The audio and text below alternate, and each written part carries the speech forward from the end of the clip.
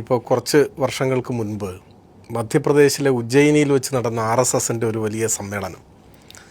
ആ സമ്മേളനത്തിൽ RSSൻ്റെ ഒരു നേതാവ്, ഞാൻ അയാളുടെ പേരിപ്പോഴും ഓർത്തിരിക്കുന്നുണ്ട്, കുന്ദൻ ചന്ദ്രാവത്ത്, അദ്ദേഹം പരസ്യമായ ഒരു ആഹ്വാനം നടത്തുകയുണ്ടായി.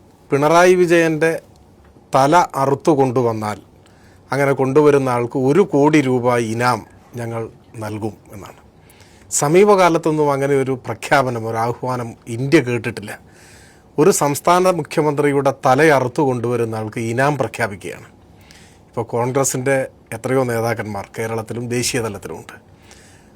ഇങ്ങനെയൊരു ആഹ്വാനം അവർക്കാർക്കും നേരിടേണ്ടി വന്നിട്ടേയില്ല.